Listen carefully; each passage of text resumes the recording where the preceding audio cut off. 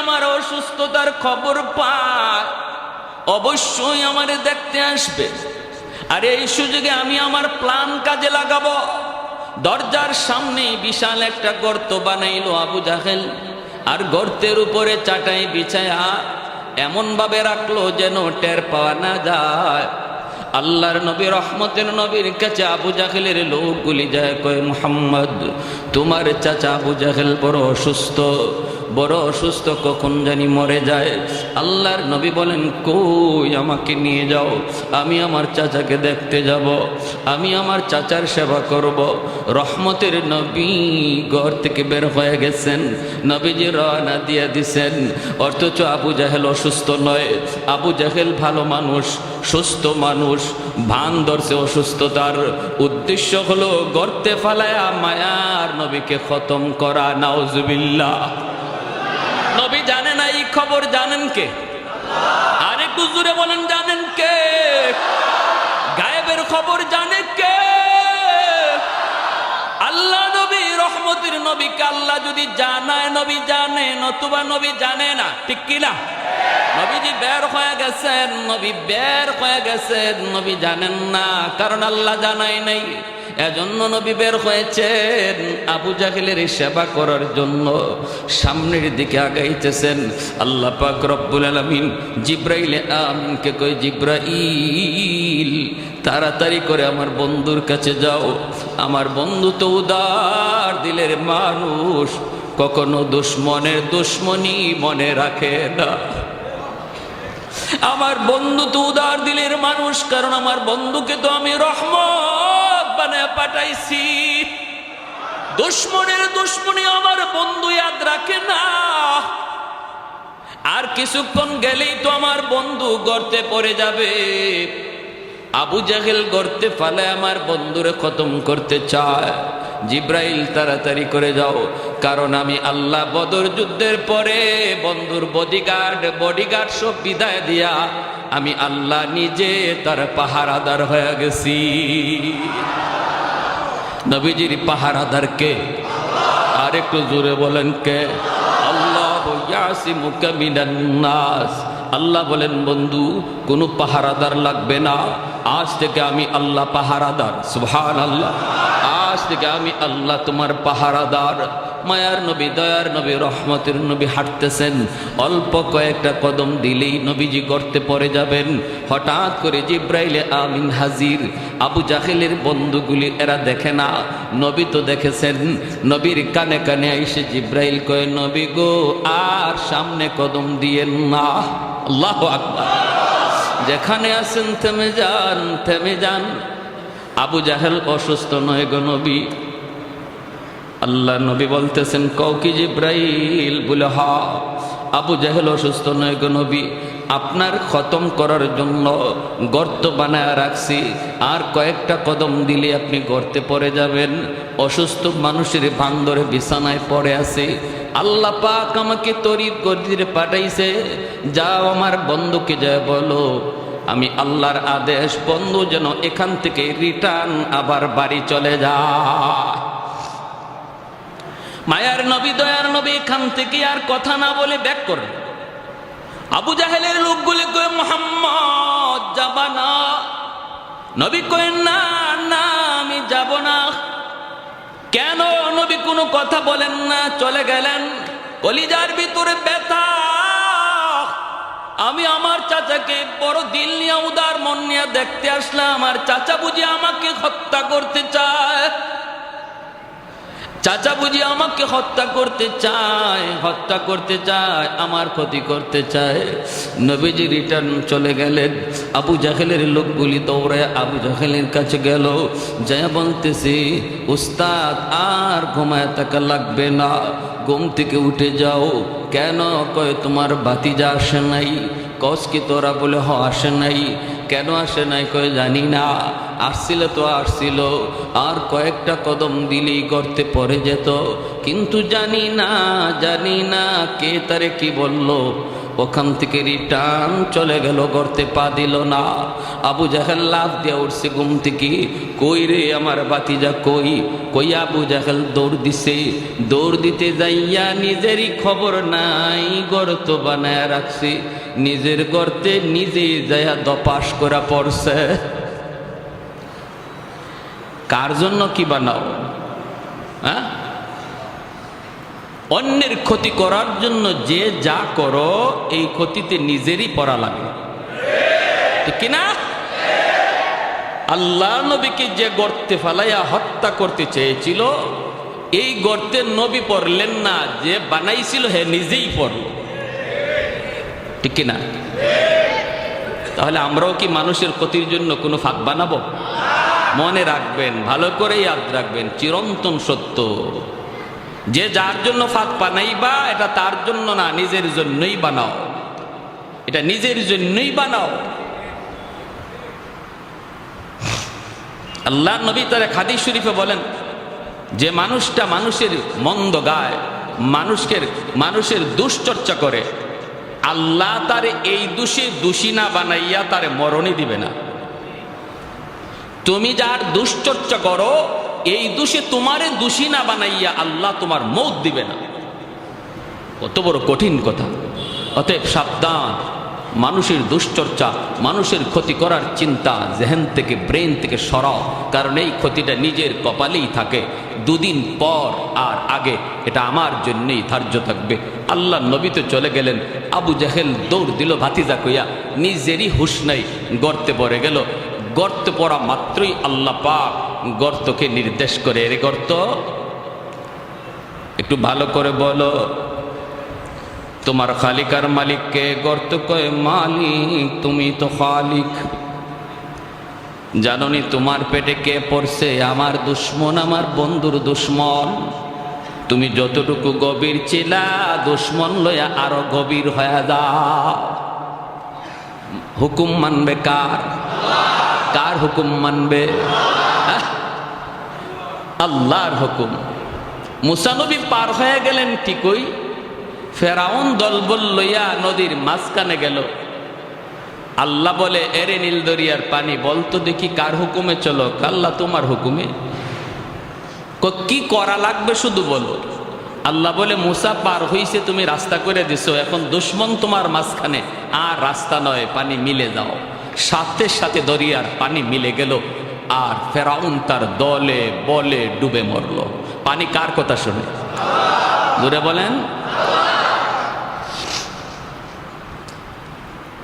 আল্লাহর কথা শোনা মাত্রই গর্ত আরো বেশি করে গভীর হয়ে গেল, গভীর থেকে গভীর হয়ে গেল গর্ত। এইবার আবু জাহেল গর্তের ভিতর থেকে ডাক দিয়া কয়, আমাকে তোরা তাড়াতাড়ি করে তুল।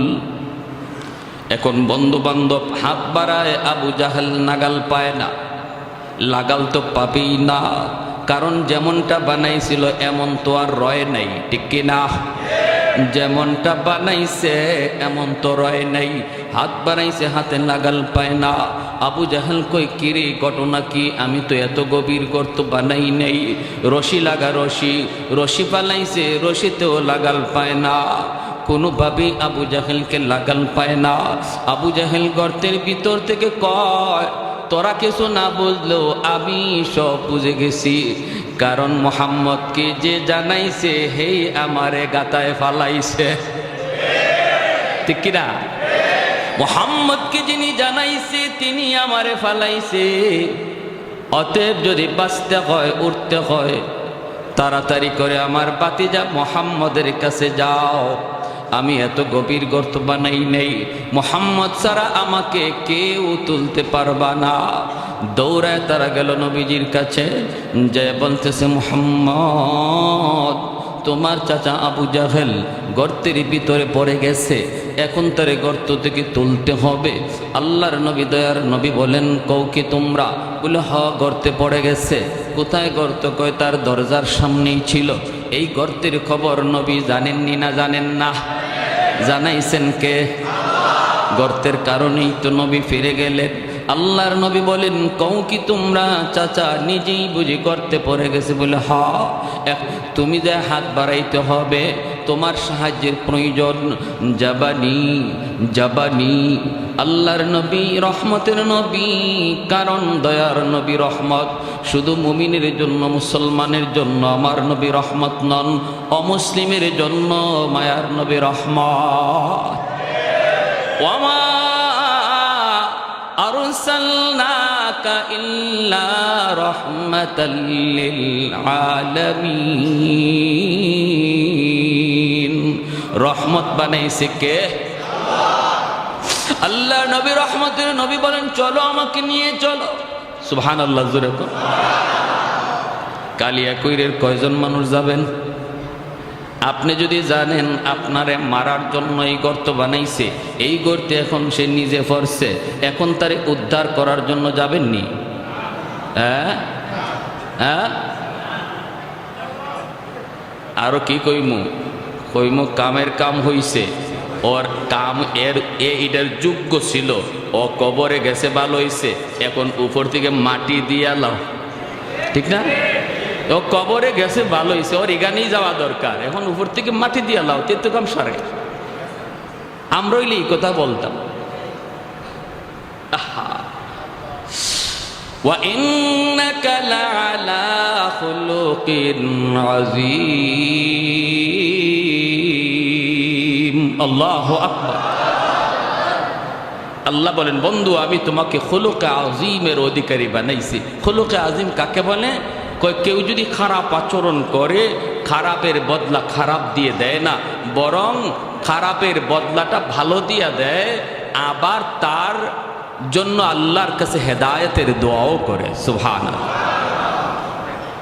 একটু জিকির করি, লা ইলাহা ইল্লাল্লাহ, জোরে।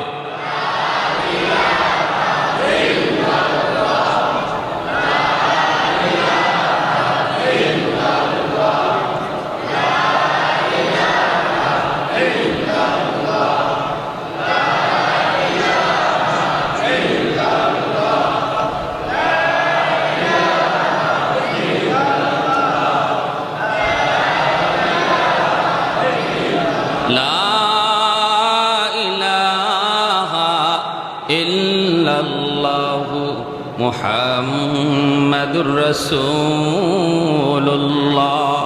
জোরে সুরে বলি সাল্লাল্লাহু আলাইহি ওয়াসাল্লাম। লাউ কানা মূসা হাইয়ান লাত্তাবা'নি। নবী বলেন, উম্মতের দল, আজ যদি মূসা নবী দুনিয়ায় থাকতেন, আমি নবীকে তিনি ফলো করতেন। নবী বলেন, যদি আজকে আগেকার নবীও দুনিয়ায় থাকতো, নবীও আমি নবীকে ফলো করত। অথচ আজকে মুসলমান, তুমি আজকে ইহুদিদের ফলো করো। ইহুদিরা যেই নবীর নবী মানে, আমার নবী বলেন এই নবী থাকলেও তোমার আমার নবীকে ফলো করে চলতো। সুবহানাল্লাহ। তুমি আজকে খ্রিস্টানদেরকে ফলো করে যুবক, কলিজায় ব্যথা, কোথায় রাখি যন্ত্রণা, কোথায় রাখি দুঃখ। আজকে খ্রিস্টানদেরকে তুমি ফলো করো, খ্রিস্টানরা যারে নবী কয় ঈসা নবী।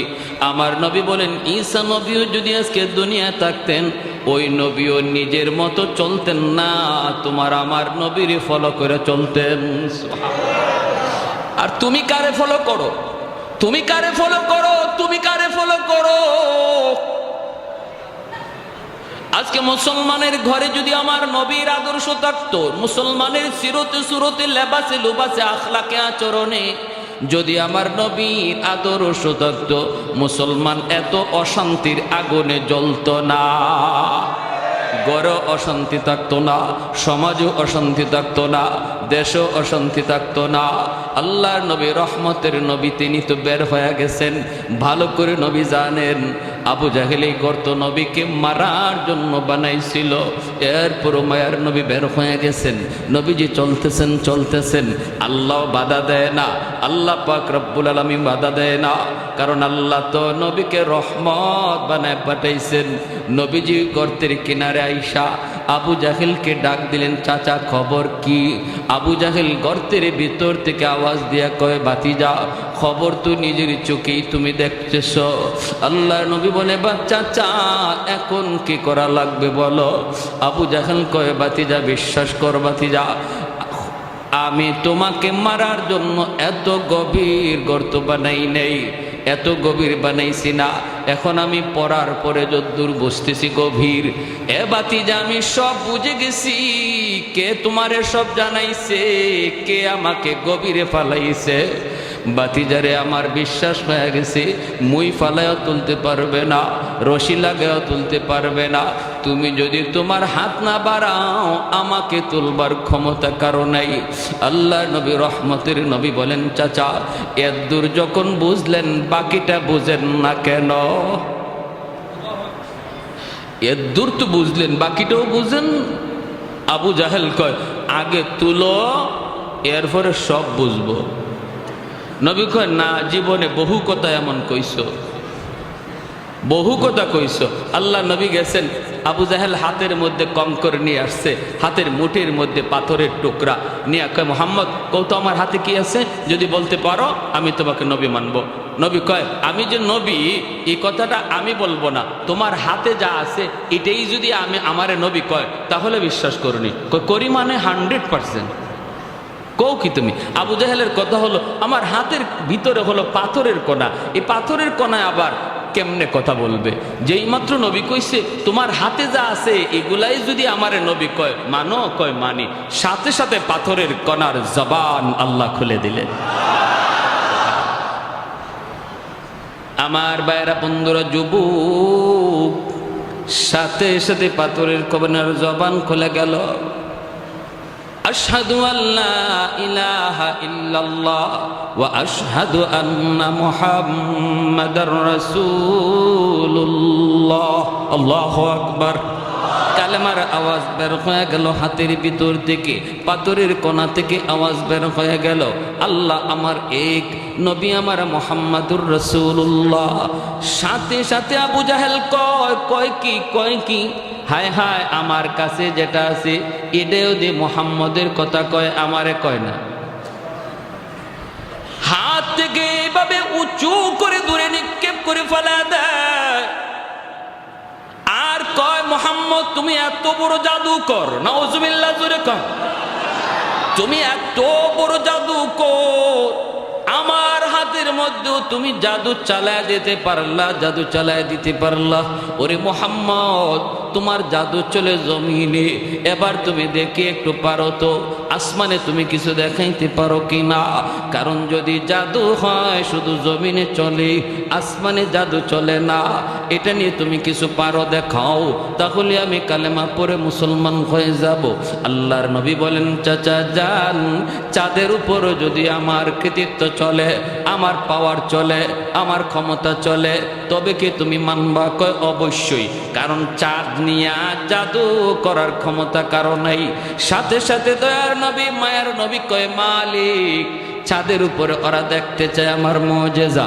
আল্লাহ বলে, বন্ধু শাহাদত আঙ্গুল দিয়া চাঁদকে ইশারা করো, ইশারা করা তোমার কাম, আর চাঁদকে দ্বিখণ্ডিত করে দেওয়া আমি আল্লাহর কাম।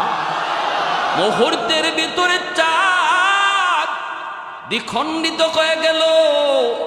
এত কিছু দেখার পরও আবু জাহেলের কপালে হেদায়াত নাই রে যুবক, হেদায়েত নাই, হেদায়েত নাই।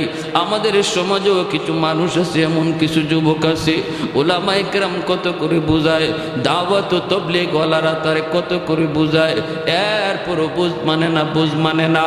কত সুযোগ পাইলো, এরপরও সুযোগ কাজে লাগে না, লাগে না রে যুবক। এর নাম হলো কপাল বোরা। খাতামাল্লাহু আলা কুলুবিহিম ওয়া আলা সামঈহিম ওয়া আলা আবসারিহিম গিশাওয়া। না না, এমনটা হওয়া যাবে না। ভাইরের নাম কপাল পোড়া আবু জাহেল, হেদায়েত কপালে নাই। নবী বলেন চাচা যান, না না এমন কথা বললে হবে না, উঠার পরে তুমি কালেমা পড়বা, গ্যারান্টি কি?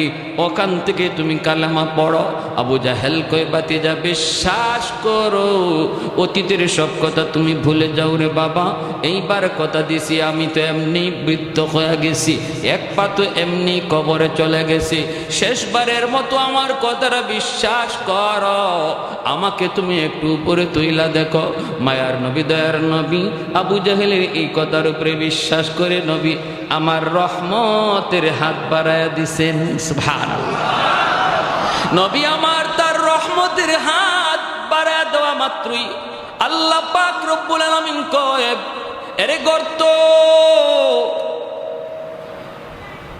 একটু তাকা দেখ, তোর দিকে আমার বন্ধুর রহমতের হাত চলে এসেছে। আল্লাহু আকবার। যে নবীর হাতের ইশারায় চাঁদ দ্বিখণ্ডিত হয়, সুবহানাল্লাহ। আমার বন্ধুর হাতের এত দাম, এত দাম, যেখানে বন্ধুর হাত লাগে সেখানে বরকত চলে আসে। আল্লাহু আকবার জোরে বলেন। নবীজির হাত লাগা মাত্রই বরকত চলে আসি। আল্লাহ নবী রহমতের নবী যা বলেন, যাবের খানা আছে 4 জনের 5 জনের, মেহমান হইছে 1500, টেনশন করো না রে যাবে, আমি নবী তোমার বাড়িতে আজকে মেহমান, আমার সাহাবেরও তোমার বাড়িতে মেহমান, খানা হলো তোমার পাতিলে মাত্র 4 জনের 5 জনের, মেহমান হলাম আমরা 1500, কোনো টেনশন নাই, পাতিলের বাক্সটা আমার সামনে হাজির করো। কোথায় তোমার গোশতের পাতিল, কোথায় তোমার রুটির পাতিল? মায়ার নবী দয়ার নবী হাত মোবারকের মধ্যে একটু লব মোবারক লাগাইয়া গোশতের পাতিলে লাগাইয়া ডাকনাটা নবী দিয়া বলে, যাবে শুধু গোশত নিবা নিবা, কখনো ডাকনা সরায় না। আল্লাহ। এ গর্ত আমার বন্ধুর হাতের এত দাম, এত দাম। রদ্দে শামস নামক কিতাবের ভিতরে লিখেন, তাবুক যুদ্ধ থেকে ফিরে আসার পথে আল্লাহ নবী বিশ্রাম নিতেছেন, আলী রাদিয়াল্লাহু তাআলা আনহুর উরুতের যুবক মায়ার নবী আলীর উরুতে ঘুমাইতেছেন। ওই অবস্থায় সূর্য হেলে গেছে, আসরের রক্ত চলে গেছে, অথচ আলী আসরের নামাজ পড়েন নাই, আসরের নামাজ পড়তে পারেন নাই। নবীজি আসরের নামাজটা পড়েই আলীকে বলেন, আলী ও আলী তোমার উরুতে একটু বিশ্রাম নিব। নবীও জানেন না আলী যে আসর পড়েন নাই, অথবা নবী জানলেও মনে করছেন একটু পরে ঘুম থেকে উঠে যাবেন, আলী আসরের নামাজটা পড়তে পারবে। কিন্তু না না, আমার আপনার নবীর চোখ লেগে গেল, ওরে আল্লাহর গোলাম, এমন ভাবে চোখ লাগলো আর চোখ খুলল না। সূর্য ডুবে গেল, আসরের রক্ত চলে গেল। মায়ার নবী ঘুম থেকে উঠলেন, উইটা দেখেন আলীর চেহারাটা একদম বিমর্ষ হয়ে গেছে, কারণ নামাজ কাজা, ঠিক কিনা? খাঁটি একজন মুমিনের অন্তরে নামাজ কাজা হওয়া মাত্রই কলিজায় ব্যথা লাগবে। বুঝা গেল তার কলিজার ভিতরে নামাজের প্রতি মহব্বত ইমানের আলামত। এটা ইমানের আলামত। মাল ঈমান ইয়া রাসূলুল্লাহ? ইযা সাররাকা হাসানাতুকা ওয়া ইযা সাআতকা সাইয়্যাতুকা ফাআনতা মুমিন। আল্লাহ নবী ইমানের স্কেল বলে দিলেন। সাহাবী জিজ্ঞেস করে, নবী গো ঈমান কাকে বলে, কাকে বলে, কাকে বলে? আল্লাহর নবী বলেন, যখনই কোনো নেক কাজ করবা তখনই দেখবা দিলে শান্তি লাগে, আর গুনাহ হলেই অন্তরে অশান্তি লাগে, বুঝবা তোমার কলিজায় ঈমান আছে। আর যদি গুনাহ করার পর কলিজায় ব্যথা না লাগে, বরং আরো অন্তরে খুশি হও, কষ্ট বড় আফসোস। আজকে আমাদের যুবক ভাইদের দিকে তাকাইলে অন্যায় করতেছে হাসতে হাসতে, অন্যায় করার আগেও কোনো অনুভূতি নাই, গুনাহ করার পরেও কোনো অনুশোচনা নাই। নবী বলে ইমানের আলামত না, এটা ইমানের আলামত না রে যুবক। তোমার খাতিরে আল্লাহ আসমান বাঁচায় রাখছে, জমিন বাঁচায় রাখছে। রব্বুল আলামিন কয়, রে জমিন থাম থাম, জমিনে যেই পরিমাণ গুনাহ হয় এই হারে যদি জমিনে গজব আসতো, বহু আগেই জমিন ধ্বংস হয়ে যাইত। কিন্তু এরপরও আমি আল্লাহ কেন জমিন ধ্বংস করি না জানুনি? ওয়াশাবাবু খুশা, জমিনে এমন কিছু যুবক আছে যেই যুবকের কলিজায় আমি আল্লাহর ভালোবাসা, যেই যুবকের কলিজায় আমি আল্লাহর ভয়, যেই যুবক যৌবনে আমি আল্লাহকে ভয় করে চলে, অন্যায় কাজে যায় না, মদ গাঞ্জার দিকে যায় না, বাপ মার সাথে বেয়াদবি করে না, মুরব্বীদের সাথে খারাপ আচরণ করে না, গান বাজনার আয়োজন করে না, না না, ওই যুবককে মসজিদে পাওয়া যায়, উলামায়ে কেরামের সাথে চলতে দেখা যায়। অথচ যৌবনের চাহিদা ছিল তার গুনার দিকে দৌড়ানো, সেই পাগলা গোড়ার লাগাম টেনে ধরছে।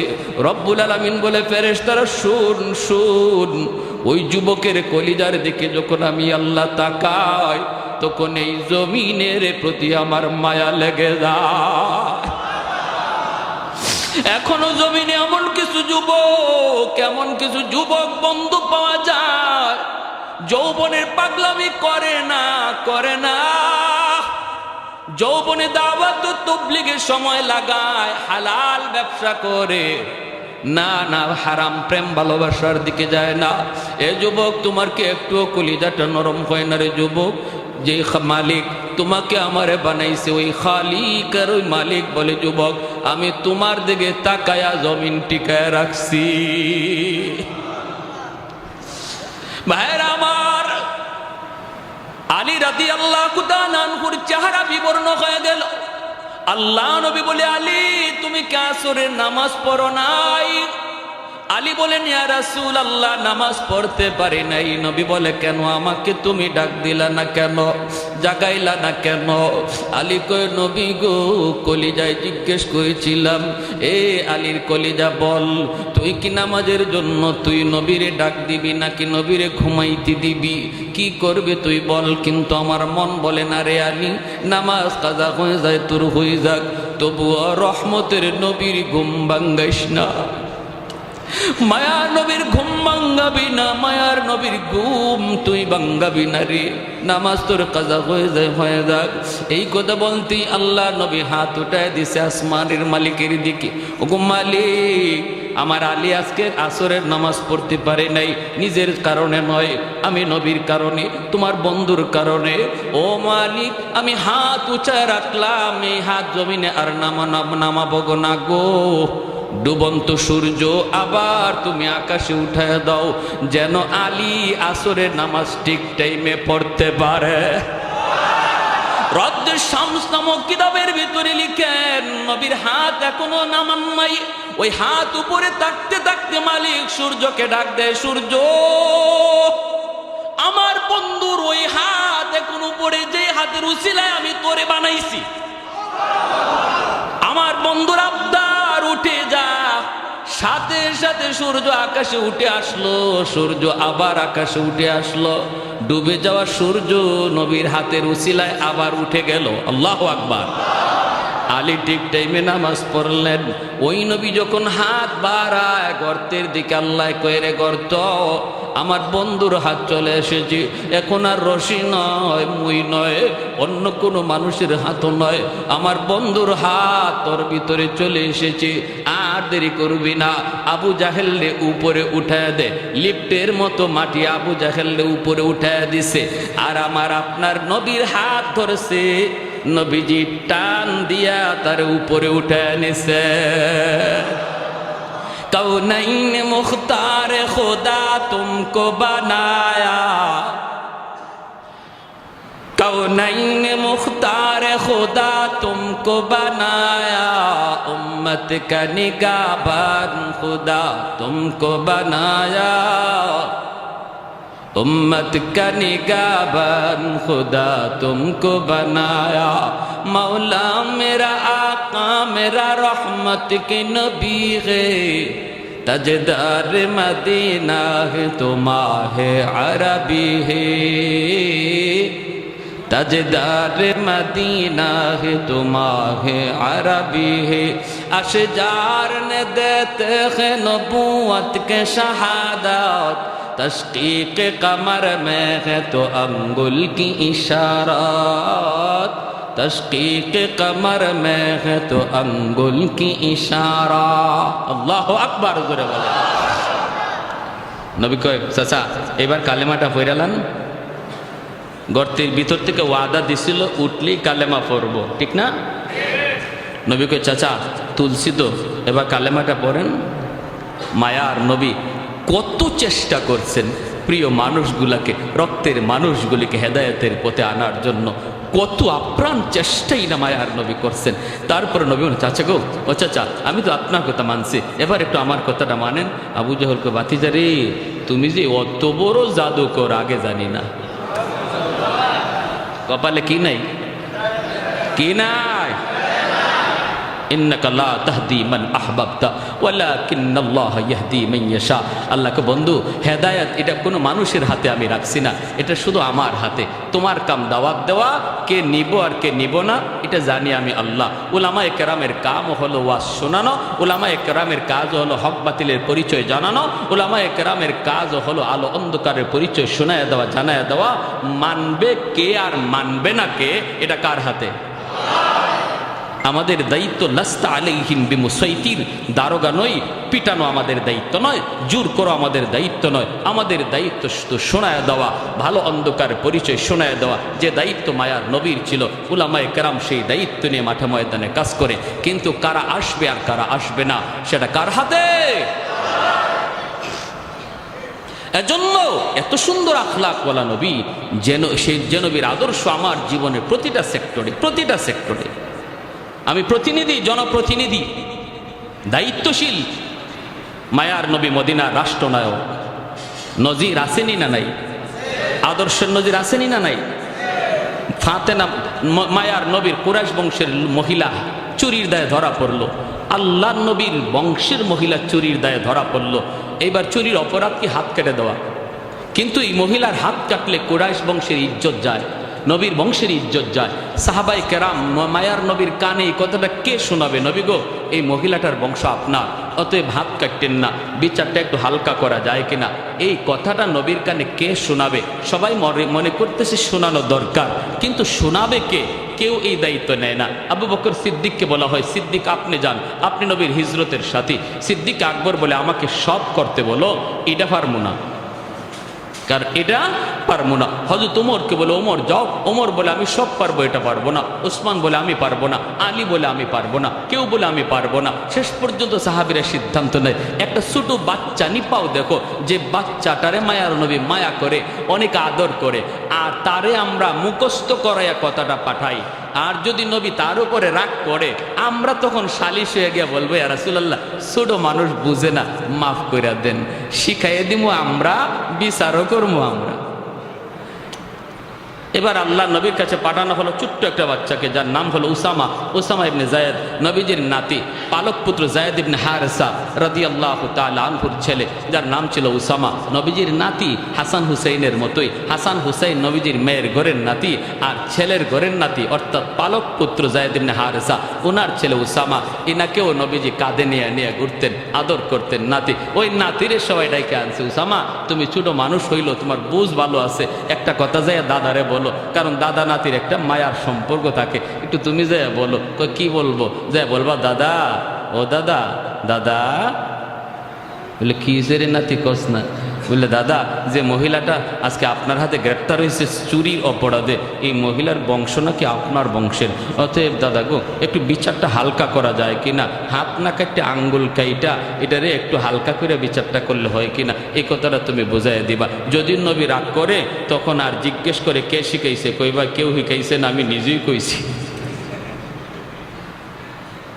ওসামা গেছেন গে আল্লাহ নবীর কাছে, যেই মাত্র বলছে, হাদিস শরীফে আসছে মায়ার নবীর চেহারা মোবারক লাল হয়ে গেছে গুসায়, নবীজি বসা থেকে দাঁড়ায় গেছেন। সুবহানাল্লাহ, কি বিচার ব্যবস্থা ছিল! আর আজকে আমরা নিজের লোক হইলে, নিজের পরিবারের লোক হইলে, নিজের গোষ্ঠীর লোক হইলে, নিজের মুখ চেনা লোক হইলে বিচার হালকা হয়ে যায়। আয় হায়, এ কি আমার নবীর আদর্শ ছিল? মায়ার নবীর চেহারা লাল হয়ে গেল, নবীর চেহারা লাল হয়ে গেল, বসা থেকে উঠে গেলেন। আর নবী বলতেছেন, ওসামা আমি ভালো করে বুঝতেছি এটা তোমার কথা নয়, এটা আমার সাহাবীরা শিখিয়ে দিয়েছে। মনে রাখো, শুধু কুরাইশ বংশের মেয়ে না, আমার কলিজার টুকরা মেয়ে ফাতেমাও যদি আর চুরির অপরাধে গ্রেপ্তার হতো, আমি মুহাম্মদুর রাসূলুল্লাহ তার হাত কেটে দিতাম। আল্লাহু আকবার। আল্লাহ আমাকে ইনসাফ প্রতিষ্ঠা করার জন্য পাঠাইছে, বেইনসাফি করার জন্য নয়। গরিবের ক্ষেত্রে একরকম বিচার আর ধনীর ক্ষেত্রে আরেক রকম বিচার, অচেনা মানুষের সাথে একরকম বিচার আর মুখ চিনা মানুষের সাথে একরকম বিচার। এমন বিচার ব্যবস্থা পৃথিবীতে প্রতিষ্ঠা করার জন্য আল্লাহ আমাকে পাঠায় নাই, আমাকে পাঠাইছে একটা সার্বজনীন সুবিচার ব্যবস্থা প্রতিষ্ঠা করার জন্য। তাহলে আমি একজন জনপ্রতিনিধি হলে আমার নবীর আদর্শ আমার মাঝে খুঁজলে পাওয়া যাবে কি যাবে না? আসেনি না নাই? মায়ার নবী, দয়ার নবী, আমি যদি একজন সন্তান হই, মায়ার নবী আদর্শ রেখে গেছে। মনে রাখবেন, নবী বলেন, মা মিন ওয়ালাদিন বারিন ইয়ানজুরু ইলা ওয়ালিদাইহি নাজরা রাহমাতিন ইল্লা কাতাবাল্লাহু লাহু বিকুল্লি নাজরাতিন হাজ্জাতাম মাবরুরা। নবী বলেন, শোনো, আমিও তোমাদের মতো একজন সন্তান, আমারও মা আছে, বাবা আছে। বাবা পাই নাই, মা অল্পদিন পাইছি। উম্মতেরা শোনো, মায়ার নজরে, মায়ার নজরে শুধু বাপ মার চেহারার দিকে তাকায় রইছো তুমি, কোনো কথা না, শুধু একটু মায়ার নজরে তাকাইছো, আল্লাহ তোমার ওই নজরে নজরে কবুল হজের সওয়াব দান করবে।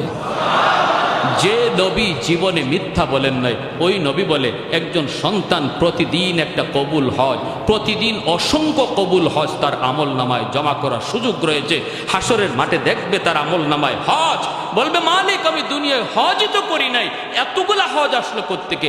আল্লাহ, এটা আমার আমল নামা না, এটা অন্য কারো আমল নামা। মালিক, তোমার ফেরেশতারা ভুল করে কারো আমল নামা আমাকে দিয়ে দিছে, আমারটা জানি কার কাছে দিয়ে দিছে। আল্লাহ বলবেন, কও কি তুমি? বলে, হো, তোমার ফেরেশতারা ভুল করছে, এটা আমার না। আল্লাহ বলবে, আমার ফেরেশতারা ভুল করে না, কেমনে তুমি কও ভুল? আল্লাহ, আমি জীবনে হজই করি নাই, অথচ আমার আমল নামা দেখা যায় 1000 2000 হজ। যে বাপমার দিকে বেশি বেশি তাকাইছে তার জীবনে লক্ষ হজ, আমল নামায় লক্ষ হজ। আল্লাহ, এটা আমার আমল নামা নয়, ফেরেশতারা ভুল করছে। রব্বুল আলামিন বলবে, বান্দা শোনো, আল্লাহ তখন, হাদিস শরীফে আসছে, আল্লাহ পাক তখন কুদরতি মুচকি হাসবেন। সুবহানাল্লাহ। তার কথা শুনে আল্লাহ কুদরতি মুচকি হাসবেন আর বলবেন, না, আমার ফেরেশতারা ভুল করে না বান্দা, যা দেখছো এটা তোমারই। তো ঘরেই তোমার হজ ছিল, তোমার মা, তোমার বাবা, যাদের দিকে তুমি মায়ার নজরে তাকায় তাকায় কথা বলতা, বাজারে গেলেও আম্মার চেহারার দিকে তাকাইতে, মা কিছু লাগবে? বাজারে যাইতেছি। আব্বা তোমার ওষুধ আছে না শেষ? বাজারে যাইতেছি। এই এতটুকু মার চেহারার দিকে তাকায় গেছে আর আইছে, কথা বলতেই বাপমার চেহারার দিকে তাকায় তাকায় কথা বলছে। বান্দা, এতটুকু আমল যে তোমার দুনিয়াতে ছিল, ওই প্রতিটা চাওয়াকে আমি আল্লাহ কবুল হজ বানায়া তোমার আমল নামায় উঠাইয়া দিছি। তাহলে আমি একজন বাবা হলে, আমিও একজন সন্তান হলে, আমার মায়ার নবী সন্তান হিসাবে আদর্শ আমার জন্য রেখে গেছেন কিনা? আসেনি না নাই? আল্লাহ আমাদেরকে সহি বুঝদান করুন, আমরা কোন পথে চলতেছি। আজকে আমার সেলিম আজাদ ভাই আলহামদুলিল্লাহ একজন বাবার সুসন্তান, নেক সন্তান, উলামায়ে কেরামের সাথে থাকার সুবাদে আল্লাহ পাক দিনের বুঝ দিয়া রাখছেন। বুঝেন বাপমার জন্য কি করতে হবে, কোনটা চাইতে হবে, কিভাবে আল্লাহর কাছে চাইলে আল্লাহ পাক সেটা কবুল করে, এগুলো বুঝেন। উলামায়ে কেরামের সাথে থাকার কারণে আমরা উলামায়ে কেরামের সাথে সময় দেব, তাদের কাছ থেকে দিনের পথগুলো বুঝে নেব। কারণ আমার সর্বক্ষেত্রে আমার নবীর আদর্শ রয়েছে, যে আদর্শের দ্বারা আমার গোটা জীবনটারে আমি এবাদতের ভিতরে ঢুকাইতে পারি, গোটা জীবনটারে এবাদতে ঢুকাইতে পারি। প্যারে হাজিরিন, আসুন আমরা সবাই প্রত্যেকে মায়ার নবীর প্রতিটা আদর্শকে, আমি যে সেক্টরে আছি এই সেক্টরে আমার নবীর আদর্শটা কি, এটা আলেমদের কাছে যাইয়া বুঝি, জানি, আমল করি। পারবো না ইনশাল্লাহ? ব্যবসায়ী ভাই